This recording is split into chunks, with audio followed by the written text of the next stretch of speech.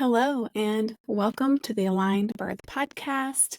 I am Doula Rachael. I am one of the co-hosts of the Aligned Birth Podcast.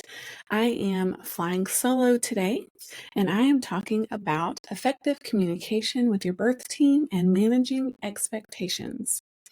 So, the goal of this episode is to help you learn about building your birth team, which on this podcast, we talk a lot about this topic. And so we have several other episodes that discuss building your birth team, but I'm going to review it again today because it's so important. And then we're going to talk about effective communication strategies. We're also going to talk about managing expectations. And we're going to talk about handling challenges and conflict. I'm also going to share a few personal stories and experiences to highlight these topics, these main things, and how to navigate your birth with more ease and with more confidence. This topic to me is so important. It's one that I feel like is a common thread, regardless of your history, your previous experiences, and regardless of the type of birth you have or want, that this applies to all. This is probably a helpful topic for even new moms or just anyone in general, because effective communication and managing expectations is a part of life. And I remember for me personally, going through my first pregnancy and birth, I learned so many helpful things along the way that transferred into parenthood, motherhood, and beyond. So I think it's a really important topic. I also feel like it helps ensure that you, the birther, stay in the driver's seat, and that it keeps you autonomous, that it keeps you, it helps remind you that you are the one in charge here. And we really want to avoid anyone getting bulldozed or anyone being taken out of that role. It can also help you feel less out of control. I think that's also a common fear we hear about in regards to birth, is that they don't want to feel out of control. And so these tools can help you avoid that. The process of using the strategies that we're going to talk about today will help you feel more confident. It'll help you determine your ultimate preferences, and it will hopefully increase your confidence and reduce your overall fear when preparing for childbirth. Fear is pretty common when we are going through something new and unknown. Even if we've done it before, there can be fear about what to expect and what to do when certain things happen. So again, these strategies can help you navigate that. And ultimately, my goal for you in listening to this episode is that you are one step closer to having the best possible birth available to you. And that's the goal for today. So welcome. Let's dive in.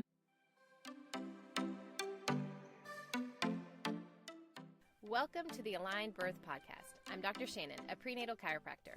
And I'm Rachael, a birth doula and childbirth educator. Together, we're here to bring you conversations about pregnancy, birth, and motherhood. From cesarean to VBAC, hospital to home births, we've experienced it all. We are high school friends who reconnected through our shared passion for health and birth.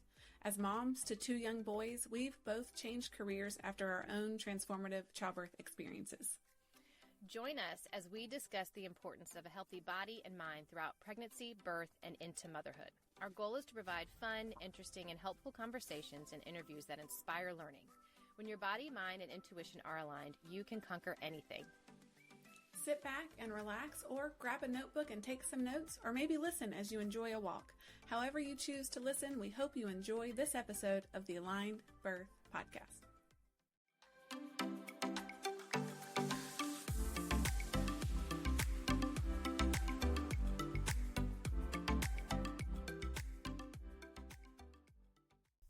Before we get into the episode today, if you enjoy the content of this podcast, we would greatly appreciate your support in one of three ways. First, leave us a review or give us a 5-star rating. Your feedback helps us reach more listeners and make a bigger impact. Second, you can sign up for our newsletter. By doing so, you'll be the first to receive new episodes and exclusive bonus resources straight to your inbox each week. Lastly, you can become a direct listener supporter. Running this podcast requires significant time, effort, and resources. Your contribution, no matter the amount, helps us continue providing valuable content to a wider audience. Simply use the links in the show notes to make your donation, sign up for our newsletter, or leave us a review. Every contribution matters and is sincerely appreciated. If the Aligned Birth podcast is a part of your weekly routine and you love what we are doing, please consider supporting us through one of these three options. Your support will create a ripple effect, allowing us to reach more listeners and make a lasting difference.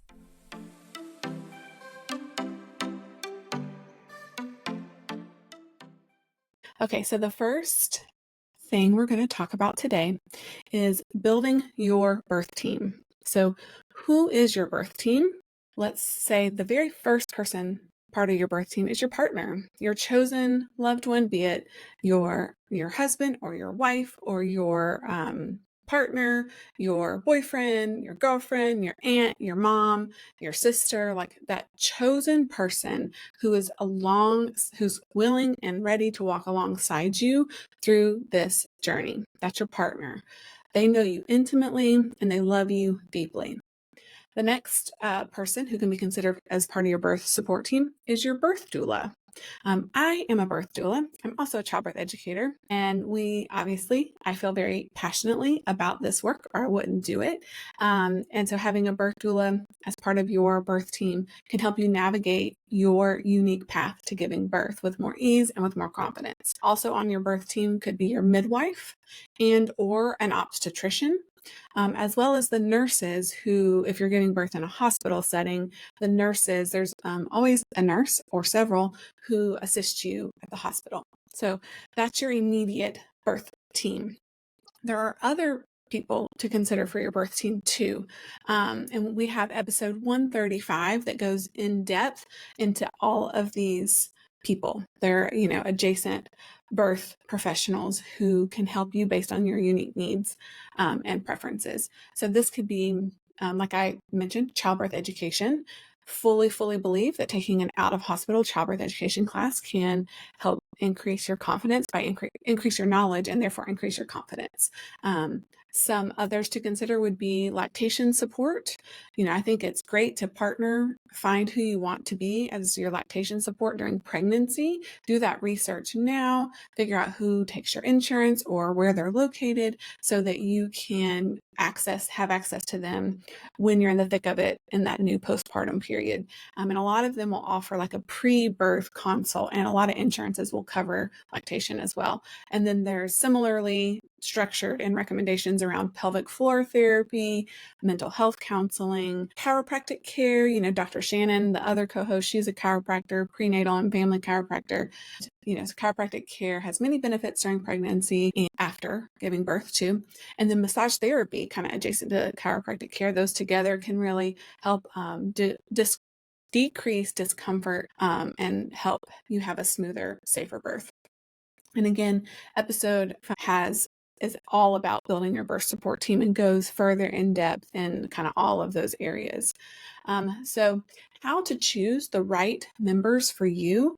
You want to aim for supportive practitioners who are in alignment with you and your preferences and are willing to listen to you and meet you where you're at and provide that informed and shared decision making. That's another really great episode that we have that highlights what that looks like and what that means. Because some people might loosely say shared decision making, but truly informed and shared decision making looks like someone, sharing with you what they're seeing, why they feel like something should be recommended, the risks, the benefits, your options, all of that.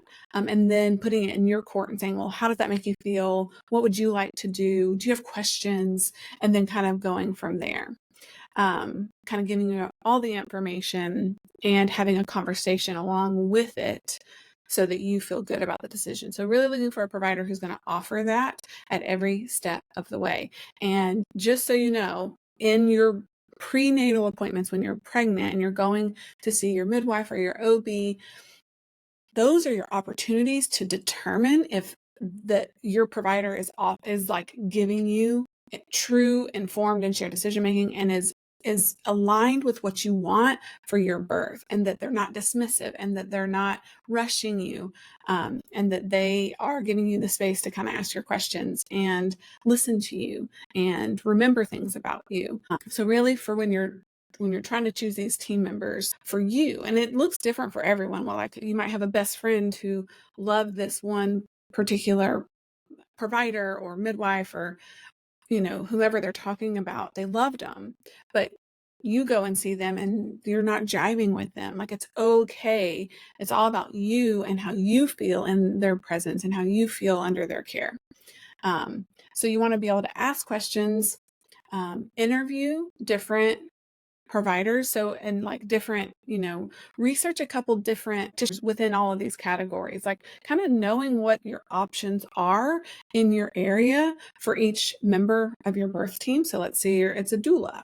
Like, highly recommend researching the different doulas in your area, looking over their websites, trying to find information and get to know them, maybe go to their social media, find out who's in your area, who serves your particular birth location, who feels like you would be in alignment with them, and then you get to interview them.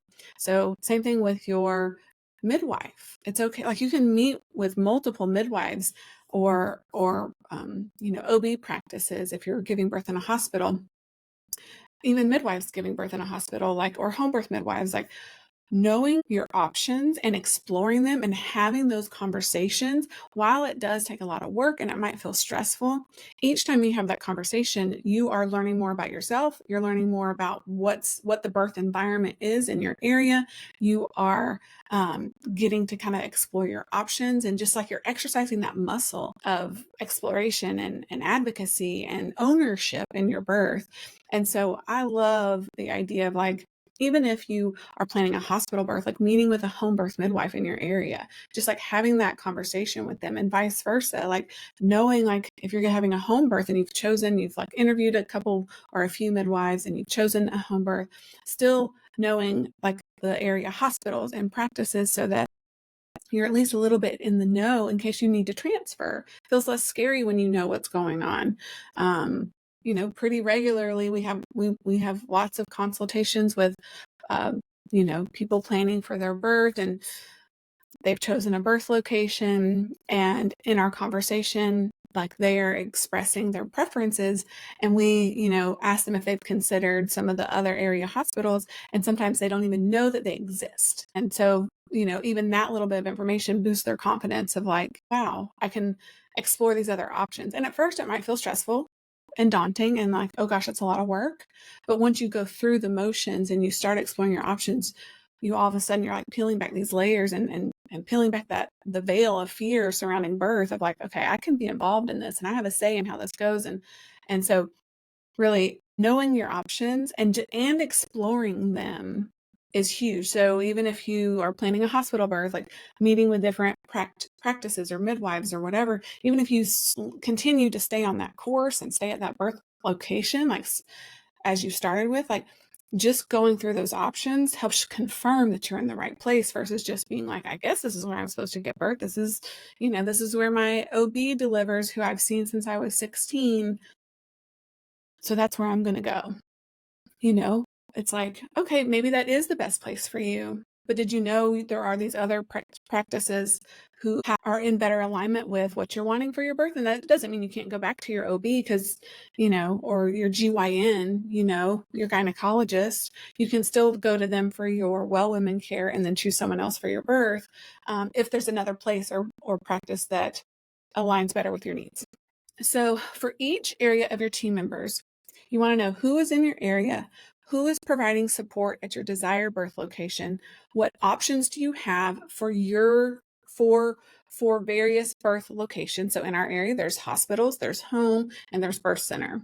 And then who meets your needs and preferences. So again, knowing your options is huge. And there are different roles and responsibilities for each person who are part of your birth team. So starting with the partner, they are your intimate connection. they are your loved one. They are your main support person. And they are also like the next person who wants and needs to be ready to advocate for you when you're not able to advocate for yourself.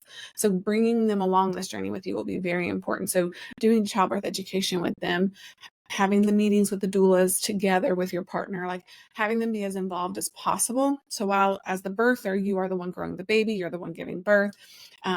For your loved one, it's very important that they be involved in all that prep work so that they can feel connected to the process and so that they can know what you want and what your preferences are. And you can discuss them with them and kind of have someone, a sounding board to kind of work through the challenging decisions. And you can have someone who's really as involved as they can be in the process. The next person is your birth doula. So they are your non-clinical support person.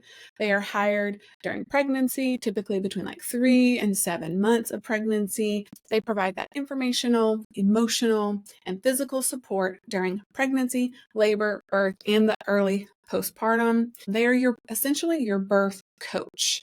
So they are the ones kind of alongside you throughout the entire journey from the time they hire you all the way through the birth and then into the postpartum.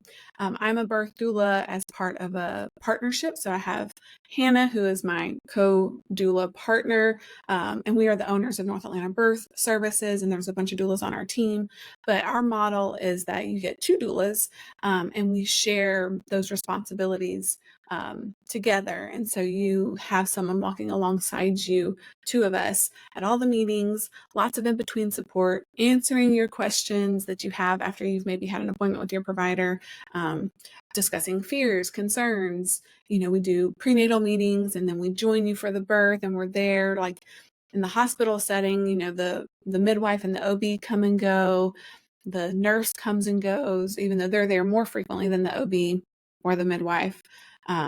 If you're having a midwife at a hospital birth, they're there more than an OB, but typically not a lot, and only coming in more consistently towards the end.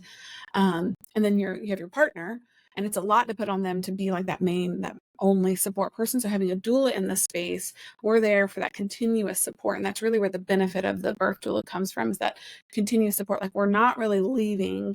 We might go take a break and go to the bathroom and get a snack. But the goal is that we're providing that continuous support for you at every little twist and turn that's coming up, so that you have that person who's trained, who's experienced, who's educated, who is that kind of non-biased party present, and we're there for you, the birther. We don't work for the hospital. So we're there to help you advocate for yourself and advocate for you when you're not able to advocate for yourself. And that's one of the big things we teach too, is advocacy.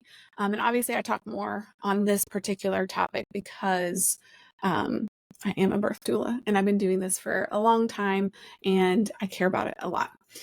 And doulas, another key thing to know about doulas is doulas do not catch babies.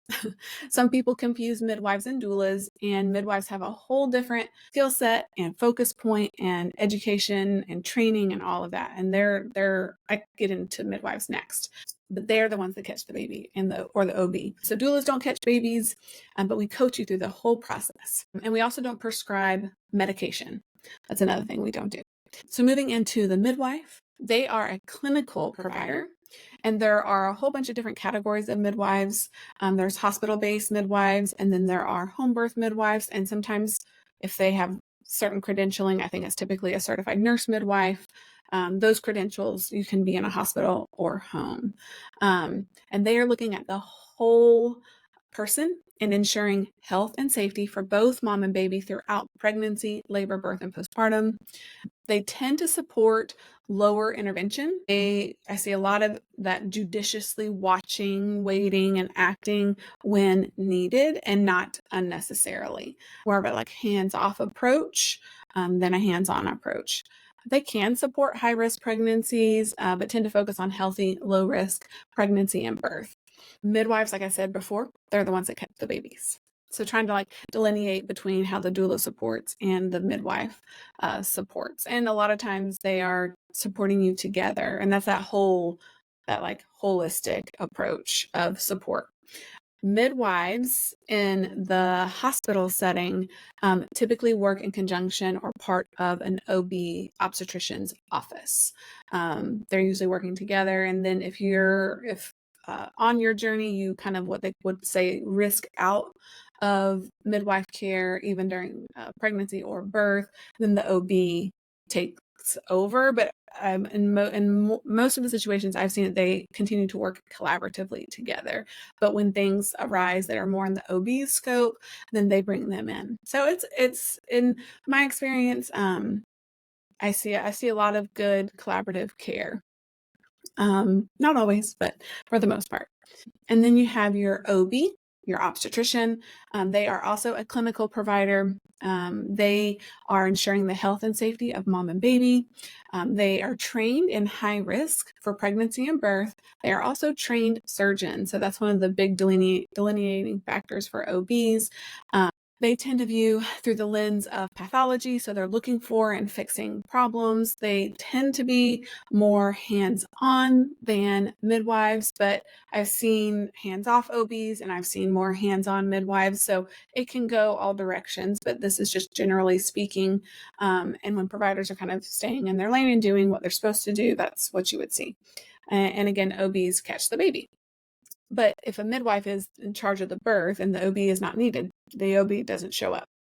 In the hospital setting, how I see it usually go is upon admission, you stay with the midwife. When you've been under care with a midwife, you stay under them for the duration of the labor and the birth and the postpartum. Like they're running it all, which is usually really great. And then if and when things change and maybe become more high risk, they might consult with the OB. The OB is also brought in, at least in our area at our hospitals, for instrumental delivery. So at the time of birth, if it is determined that like vacuum is needed or forceps delivery is needed, then the OB steps in, but the midwife is still there. Or if it's determined that a cesarean is needed, then the OB is going to do that surgery. Some people say, why wouldn't you want the more highly educated or more highly trained? Why wouldn't you want that high risk doctor looking after you? Because it feels like they would have all the skills for all the things if they arise. And so I totally get that thought process. However, when that is more your focus, then that tends to be the lens that you view it through. So again, they might be looking for kind of things being wrong when that's not needed, or they might be wanting to use some of the interventions that they're used and more comfortable using, like continuous fetal monitoring, or cervical checks, because it's like they really like data. They really like to know what's happening and to kind of more of that active management versus that watch and wait and see. So again, when you're learning about the different types of providers and what that might look like to be under their care and the type of care they offer, there's really not a right or wrong. Like I might have a personal preference about it, but if when you're learning about the different providers, you're like, well, that really like resonates with me. Like I really feel like I need this type of care. Go with that provider, because your overall like emotional and mental state surrounding your birth matters. So you need to be with the provider that's right for you, but assuming that one is right for you and not exploring options for the other types of providers, I think is leaving you a little bit not as fully informed as you can be. Again, something I hear about that we see often is knowing that midwives deliver in hospitals, or that there's midwife-centered practices, or that they don't have to see the OB if they don't want to, only when it's like necessary, can be like, oh, wow, I didn't know that was an option. And then you can explore it. And that's what we love to be able to do, is like give you just like a little nugget of information so that you can turn over that next rock or take that next step on your journey.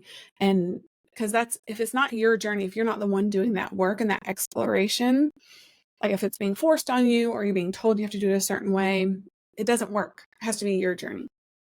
The next person is the nurse. So they are also a clinical provider. They are supporting birth in a hospital setting. They're checking vitals, they're administering meds. with the, OB midwife guidance, they are monitoring the baby, they're monitoring contractions, they're keeping an eye on your overall well-being, making sure you got your ice and your drinks. And if you need to go to the bathroom, they're helping you with that. Or if you need fresh linens, they're changing the linens. They are also helping you change positions if that is something you want, and they are skilled in that. I love a nurse that has had like spinning babies training or is just like up for doing different positions in the hospital setting, but not all nurses have that. So that can be a little bit of a toss up. That's why having a doula there is super important, because you don't know who you're going to get for a nurse. Helping you take a shower. They are going to help you discuss your options sometimes if you are exploring them before the provider gets in there. They don't deliver the baby. They can if they have to, but they typically are on this, watching. They are present for the delivery and watching other things, watching the monitors, watching your vitals. They're helping the midwife or OB in the hospital setting for the delivery as well. So that's a quick overview of the different members of who can be on your birth team, or, kind of the ideal birth team. And that's your media birth team. And like I said, episode 135 goes deeper into like who else to explore for your birth team, and also goes deeper into all of those areas. So the next thing we're going to discuss is effective communication strategies. So the goal here is to help you learn how to establish open lines of communication. This is so important to practice early and ongoing. So the sooner you can initiate open lines of communication with your birth support team, the better. And then doing it throughout. You can do this during your regular scheduled meetings with your birth team, with your midwife. You're seeing them semi-regularly early on, and then more frequently later on. Doulas, like you have typically two prenatal meetings. And then like for us, our model is that we have like unlimited Voxer support. And so you have access to us through an app, a walkie-talkie style app, and you can ask any question anytime.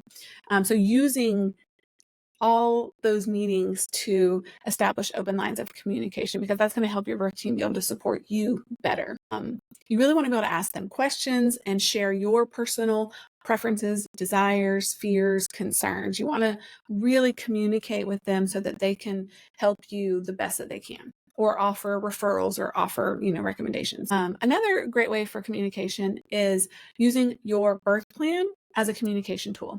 So way back, episode 11, in the early days, we did one on creating a birth plan, and it still is a fantastic episode. We've rebroadcasted, I think, even a couple times.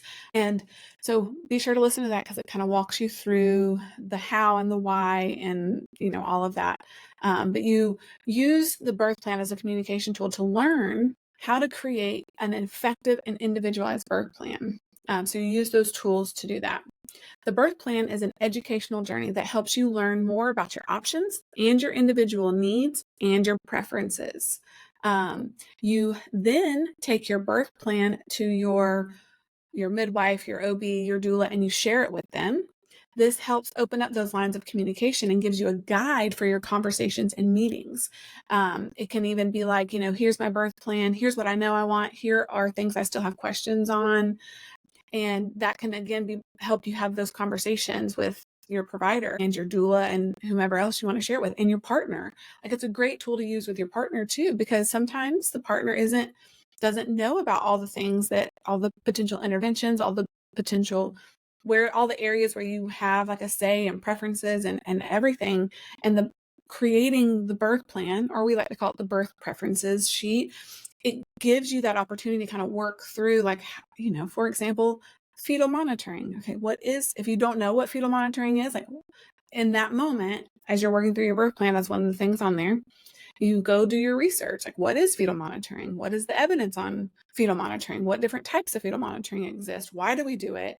What are my options in a home setting? What are my options in a hospital setting? What are the options with my particular provider? Because like, you can do all the research and be like, this is the type of monitoring I want. Let's say you want, intermittent monitoring with a Doppler in the beginning, and then if it's determined you need continuous, then you want wireless monitoring. Does your birth location have wireless monitoring? things like that. So every little thing on the birth plan is an opportunity to learn, and doing a childbirth education class is also going to teach about all of those things so that you can decide what works for you. Like for us as a doula, we have a workbook that kind of walks you through all the really potential interventions that might arise in birth, from labor to giving birth to postpartum, if you need a cesarean, if there's a loss, things like that. And going through it, a lot of people have at least a couple things that they're like, I didn't even know this was a thing. I didn't know, what's my option? What's my option here? Like sometimes what comes up under pain management is nitrous oxide. And some people are like, well, what is that? And then, when they learn about it, they're like, well, that sounds like something I would like. And then we have to share with them that most of the birth or all the birth locations, except for the birth center in our area, don't offer it. So is it an option for pain management for labor? Yes. Is it one in your area? No. So, that's why it's so good to work through it and not make assumptions. So that's how the birth plan can be used for communication. And then once you're in labor, if you're going to the hospital, then you bring that birth plan with you and you give it to your nurse, because you haven't met your nurse before. So your doula is on board, your midwife is hopefully on board, and your OB is hopefully on board. You've had a chance prior to labor to communicate with them. With nurses, you haven't. So you give them the birth plan. In our area, they're very used to getting birth plans. I rarely see a negative reaction to a nurse getting a birth plan. Almost always they review it, especially if it's like one page. So the template we offer to our doula clients is one page and pretty concise, because they're busy nurses. They don't have a lot of time to read multi-pages. I hope if you gave them one, they would still read it. But it's like when we're talking about effective communication strategies, a one-page, simply written, not a lot of unnecessary words, birth preferences plan or sheet is ideal. And then they hopefully, the goal is that they put it in your file so that when there's a nurse change, or midwives can review it, the OBs, anytime there's a shift change or anything like that for any of them, they have access to it. But when there's a shift change, you can also offer a new copy just to make sure they have it and that they've looked over it. And then they have an opportunity to look over it and ask questions if it feels like there's questions to be asked.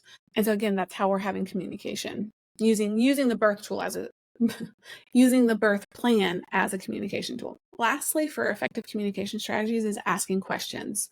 So highly encourage asking questions to clarify any doubts and ensure that everyone's on the same page, or as much as possible, right? And keep asking the questions until you understand. Like, I think it's very common for people to have like what's considered like white coat syndrome, and that's like not an official term, but it's sort of like in that setting where there's a doctor or even a midwife, the expert in the room, asking them questions might feel like you might feel insecure doing that, or like, who am I to ask them questions? But I want you to hear me when I say you asking questions to your provider isn't questioning their care, at least in this scenario when you're just trying to gather information and learn about your options. It is saying, I've never done this before, or I've maybe only done it once before, twice before. Like, if giving birth doesn't happen all the time, not as frequently as providers are delivering babies, right? So they're doing it all the time. So it's very second nature for them and very routine for them. This is not routine for you. So asking questions isn't questioning their care. So I want you to kind of try to take that fear away of asking questions and say, just like anything, if I don't know it, I want to ask. Like, if you're going to a new town on vacation, aren't you going to ask questions about, where should I eat? What's the best tourist place to visit? What's the best non-tourist place to visit? When is it safe to go? Is it safe to go? Is there a high season? Is there a rainy season? I don't know. Wherever you're going, like, you're going to do that research and you're going to ask those questions because you're like, I don't know anything about this. So same thing with buying a house or planning a wedding, or, anything you might do in your life. It's acceptable for us to do research and ask questions.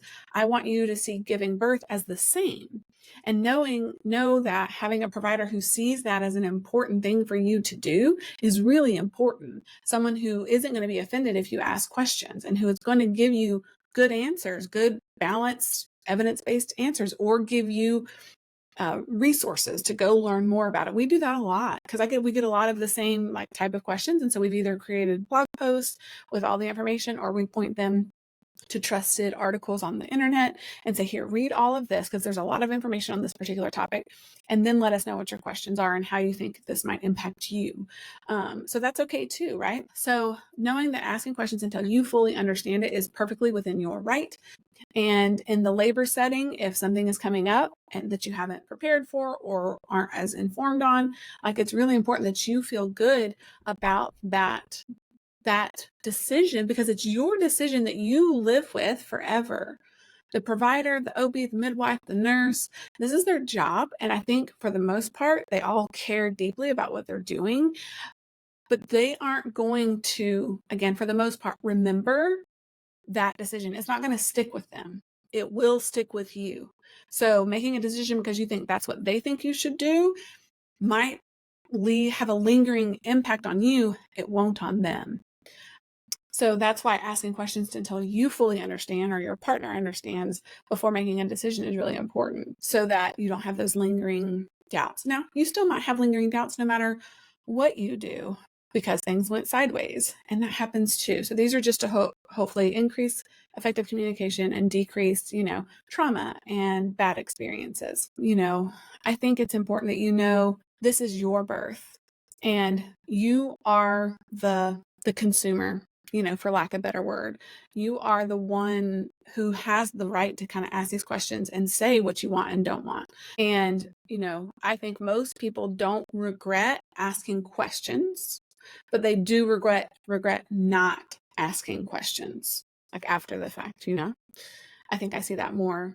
I don't see a lot of people being like, I really wish I hadn't asked for more information, but I do see scenarios where it's like, I really wish I had used that opportunity to ask more questions. And you don't know what you don't know. And sometimes that situation is out of your control and unavoidable, but asking the question doesn't tend to result in regret, in my experience. Okay. The next thing we're going to talk about is managing expectations. So want to help you set realistic expectation and understand that birth can be unpredictable and that being flexible with your plans is really important. So being like, I like the phrase, be the bamboo. We say this a lot to our clients to give them that visual thing to hang on to. Be strong, be rooted in what you want, know what you want, be rooted in what you want, and then be flexible. That combination of things tends to lead to pretty positive, satisfying experiences, regardless of what arises. There are no two births alike. I've been doing this a long time and I've seen a lot of birth. And while there's a lot of things about birth that we know about and are predictable, there are also a lot of things that are different and unique to each individual person. Your best friend might have given birth a certain way, but that is not going to happen to you in the same exact way it happened to her, good or bad. Your mom's birth experience or your mother-in-law's birth experience happened to them, and good or bad, they're going to share that story with you, but know that that is not your birth story. That is their birth story, and yours will be different in one way or another. So I want to share some potential scenarios, preparing for different birth scenarios and understanding the potential for changes along your journey. You can do all the things to prep and still need some level of intervention or lots of intervention. You can do nothing to prep and things can go smoothly with no intervention.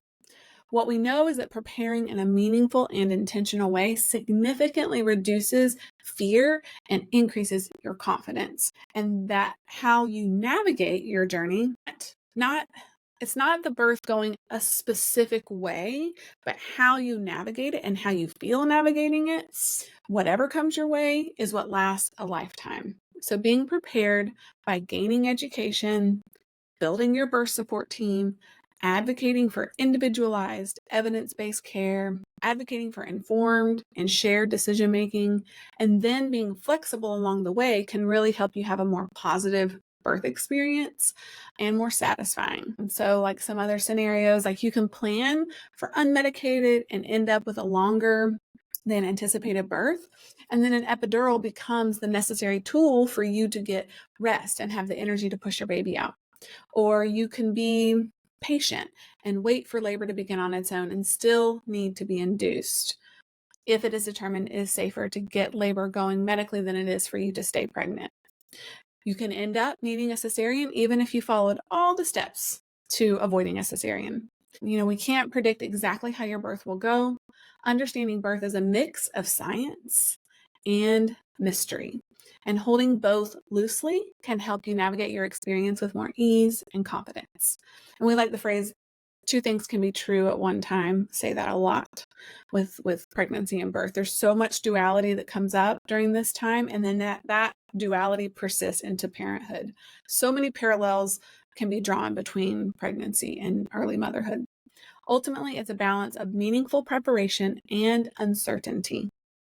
Maintaining a positive outlook while being prepared for various outcomes is vital. Okay, the next thing we're going to talk about is handling challenges and conflicts. So identifying common challenges. So let's discuss common communication challenges that may arise with your birth team regarding communication. So maybe you don't feel heard or understood. Here's where you want to keep asking until you have the info you need or until you understand fully. So if you don't feel heard or understood, finding other ways to communicate. So an example of this is like in the hospital, an OB or midwife practice where you're going in for your prenatals, maybe they were rushed and you didn't have time to ask your questions. I think it's important to ask for maybe a phone call out of that meeting, out of that prenatal visit, and say, hey, can we just hop on a call for 10 minutes? I have some additional questions I want to ask, or send an email with all your written out questions, because sometimes it's easier to put stuff down in writing than trying to remember on the spot. And being persistent with the communication until you feel like they are listening and they get it. Because sometimes, not to anyone's fault, they are just in a different mode or in routine or just aren't fully understanding what you're saying or what you need. So being persistent can help them understand you better and help you understand them better. Another challenge is, I said it a moment ago, but if you feel rushed, ask for more time and send that follow-up with the additional questions, like send an email with your questions, or in that moment, ask for more time. Be like, hey, I know you're busy. I just would love 10 more minutes of your time. I have some questions to ask. I definitely recommend for questions to ask your provider or your birth plan, have just a few things you want to go over with them in that meeting. And at each meeting with them, ask those questions or send that separate email with all of them and say, hey, how do you want to address these questions? We can do it in the office. We can do it over the phone. You can send me back an email. Just find whatever way can help you get the information you need. So another challenge that might arise is being told you need something that you aren't sure if you do or not. And this is when my favorite birthy tool comes in, and it's called the BRAIN acronym. So we like to say, use your brain. And this is a series of questions. The acronym is BRAIN, BRAIN, and each letter stands for a question that you ask. So we like to encourage you to write it down, put it in your purse, put it in your partner's wallet, use it at your appointments. It's just a great tool that you can use to gather the information needed, even if there's something you don't know about. We like to say you're not going to know all the things about all the things, and that's okay. If you can learn this BRAIN acronym, it can help you regardless of what arises that you're not familiar with. It can be also a great tool to help slow things down. Like if it feels like there's some rush and urgency around the decision, I would say more times than not, it's not an emergent situation and you have time to kind of walk through these questions, and doing that kind of just slows the process down, helps everyone take a beat, and that can be really beneficial in the labor setting.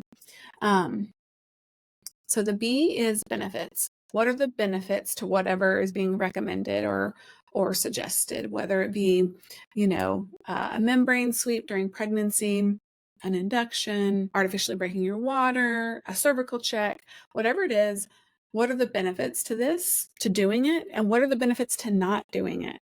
There are two sides to all of these questions. What are the risks to doing this? What are the risks to not doing this? What are your available alternatives based on where you're at in your journey, right? Are you still pregnant? Is it labor? Has labor been going on for a while?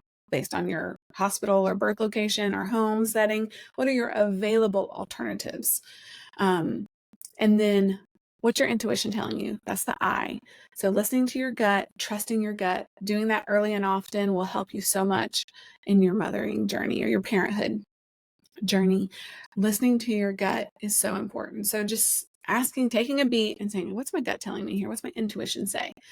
And then the N is now or nothing. So like, do we need to do this now? Or what if we do nothing? That's a great way to kind of wrap up the questions, because sometimes the answer is, what if we do nothing? They might say, well, maybe you'll just be pregnant longer.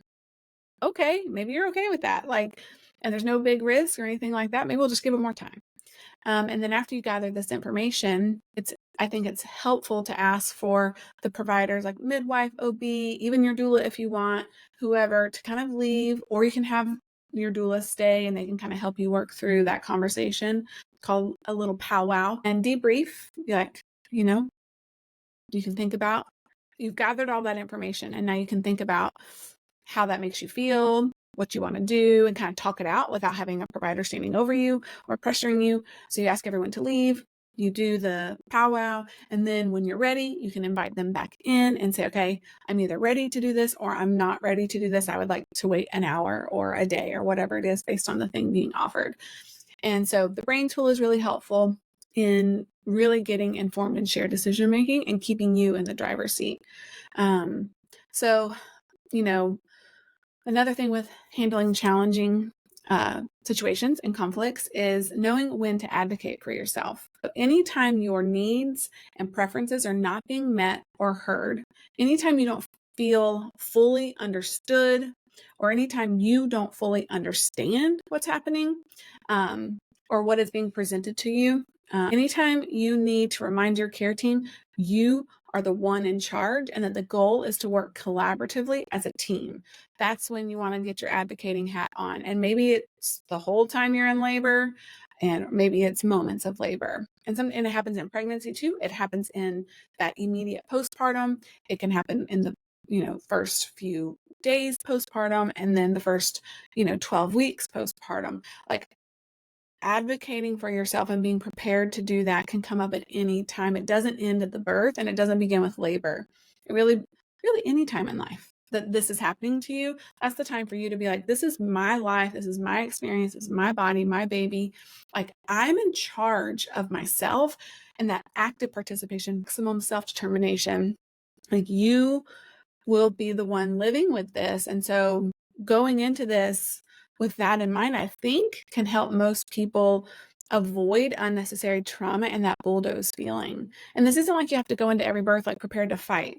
It's just being aware of what advocacy looks like, being aware of what informed and shared decision making looks like, and knowing that if that's not happening, that's the time for you to sort of step up into that advocacy role, or your partner being prepared to do it, and your doula being prepared to do it.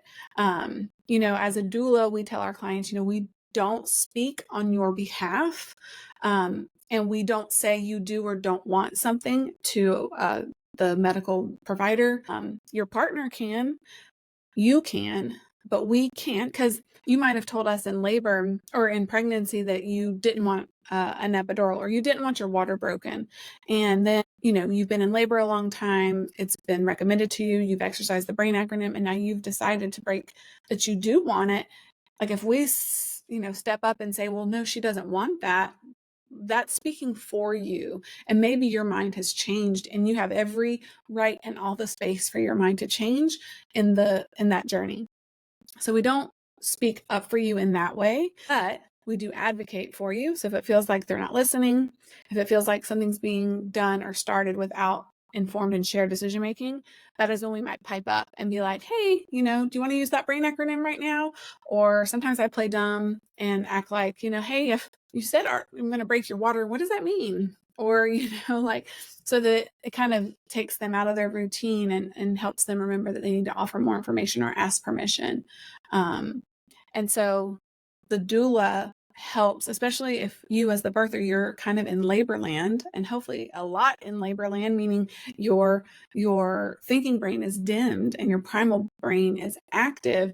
You may not be as aware of what's happening around you. That's where the partner, it's really important that they stay aware. But having a doula present is that very like unbiased and not tied, like they're not that intimate partner, they're not the loved one. They can easily sort of see everything that's happening and be able to speak up. And it's important that your doula is able to do that in that setting. So those are some ways you can handle challenging situations or conflicts. The next thing I was going to share are some client stories, personal experiences, and stories that I've had as a doula. These are anonymous, of course, but just showing different things that have come up where good communication has helped, informed and shared decision making has helped, autonomy has helped. So the first one is she was a first-time mom, and she took all the classes. She did childbirth education. She did postpartum planning class. I think she did the newborn class, very active participant in her pregnancy, had a very intentional birth plan, really wanted to avoid unnecessary intervention, did the workbook, kind of did all the research to decide what was right for her, had a really good plan, had chosen a provider that aligned with her, and then like 36 weeks pre-eclampsia reared its ugly head and necessitated an induction. And so in that moment, for her, it felt like everything flew out the window. But then we talked to her and reminded her of all of her options and how she can have a gentle induction, how, she can still avoid some of these other interventions, reminded her of the BRAIN acronym. So to determine how necessary that induction truly was, how much time she had to wait, things like that. And when an induction comes up for our clients, we offer like an hour separate conversation all about how to prepare for the induction, what to expect, what happens at each different stage, the different types of things that might be offered, monitoring. We talk about, how to really kind of expectations around how it's going to go. And inductions can take a long time. It's great if an induction takes a day, but a lot of times it takes 2 or 3 or sometimes 4 days. And so really helping our clients have that healthy expectation. And they did this. They listened to us. They treated it like a staycation. They went in with very healthy mindsets and said, this is going to take a while, but I'm okay with that because I want to avoid these downline interventions. So they really got rooted in, yes, we're ready to meet our baby. Yes, we understand we need this, even though we didn't want it, but we're going to take certain steps to avoid downline interventions. And they did that. And it was a long induction, but they ended up just rocking it and had a really, really great birth experience. Needed a lot of intervention, but they really took their time at each point, really, really exercised the BRAIN acronym. One of the best parts of that story was when the provider was recommending artificial rupture of membranes, and they went through the BRAIN acronym. They asked for some time to think about it, and they just weren't sure that was right for them. She really wanted her body to be able to do it on her own. And in this scenario, when, she was needing a lot of medical intervention, she was like, this is the one thing I really just want to happen on its own. And sure enough, she asked for some more time. And I think within an hour or so, her water broke on its own. And that felt victorious. It was like, okay, I didn't need the medical intervention for that. My body did what it was supposed to do. And that was because she took the time to kind of ask those questions and ask for more time. And there was really no risk in waiting at that stage. It just meant maybe a little bit longer of a birth. So that was a wonderful experience to witness, because that's not easy, right? That's not like a straightforward, no intervention, things just went as planned. That's like everything kind of got turned upside down. But with that intentional preparation and that advocating for informed and shared decision making made a big difference in her birth experience and communication. The next one I was going to share was someone who was planning their second birth, and was during COVID, and in our area, a lot of the hospitals shut down to visitors, to doulas. Not shut down altogether, but like to having anyone with you. And, they were being really strict with masking and, testing for COVID and separating mom and baby if mom had COVID. And this person decided that, we had a conversation. I think they had hired me at this point to be their doula. And really shortly after, a couple conversations we had together about, I'm pretty sure it was one of those situations where they were sharing what they wanted and then talking about what it looked like where they were planning to give birth. And I was like, have you explored your options? Like, do you know other places you could give birth or other providers who are more supportive, or have you explored home birth? And so she listened and asked some questions, and then she did some research and met with some different midwives and decided on her own terms that she wanted to switch to home birth. And that's like that autonomy, knowing your options, building your birth support team, using your birth support team to guide you through those hard decisions, weighing out pros and cons.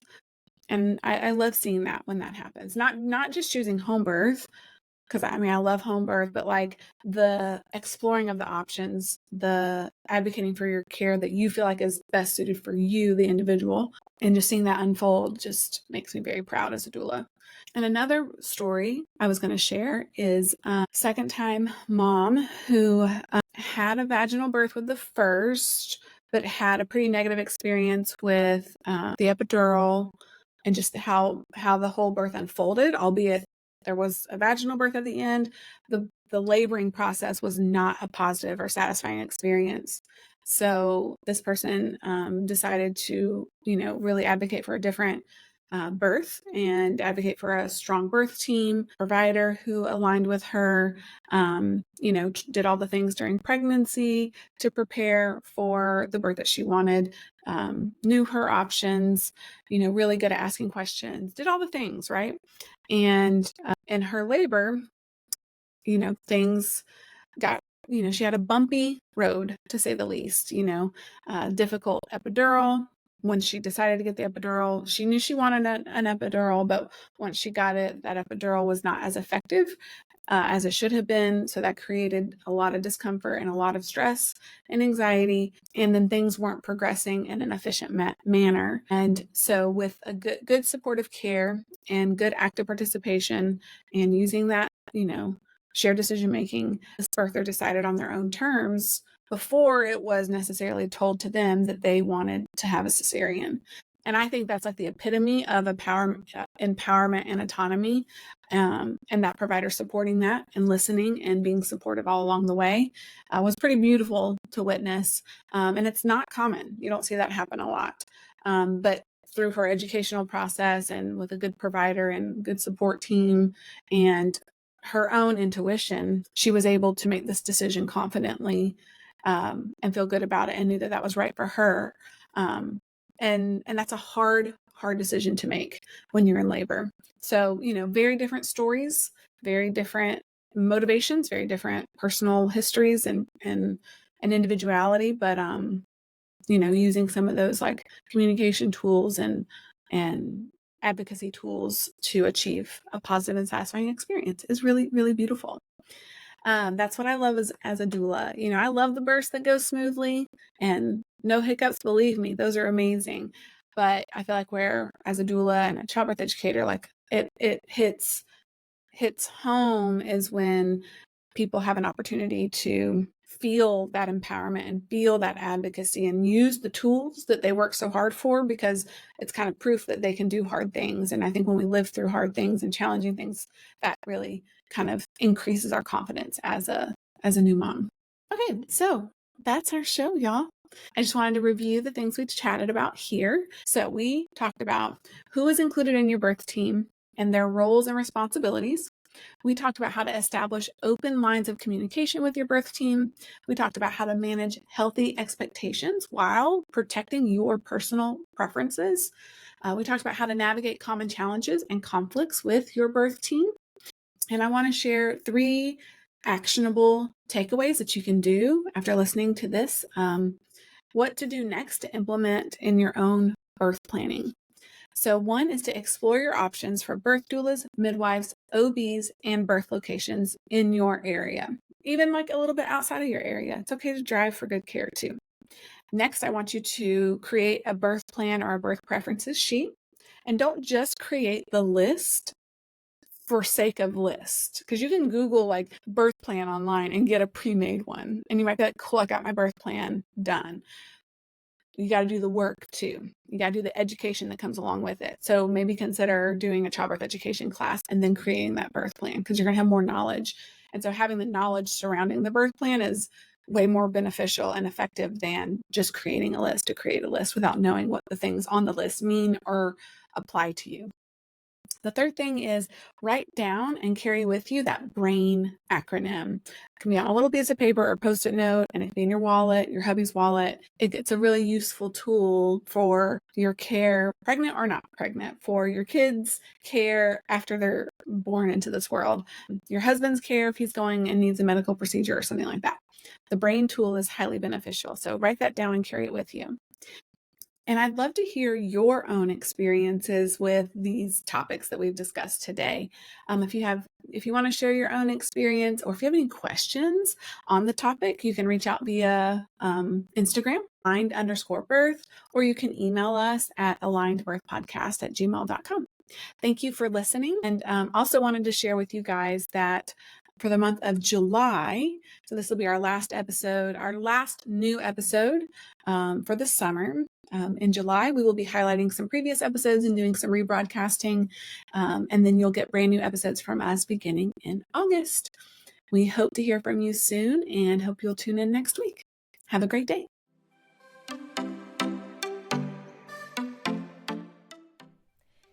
Thank you for joining us on the Aligned Birth Podcast. We hope you found our discussions informative, inspiring, and enjoyable. Remember, when your body, mind, and intuition are aligned, you have the power to overcome any challenge that comes your way. We appreciate your support and leaving a review or rating, signing up for our newsletter, or becoming a direct listener supporter. Your contribution helps us continue delivering valuable content and reaching more listeners like yourself. Stay connected with us through our newsletter to receive the latest episodes and bonuses straight to your inbox each week. You can also connect with us on Instagram at aligned_birth. All links can be found in the show notes. Together, we can make a difference in the lives of the birthing individuals and new moms. Thank you for being a part of our community. We look forward to sharing more empowering conversations on the Aligned Birth Podcast. Until next time.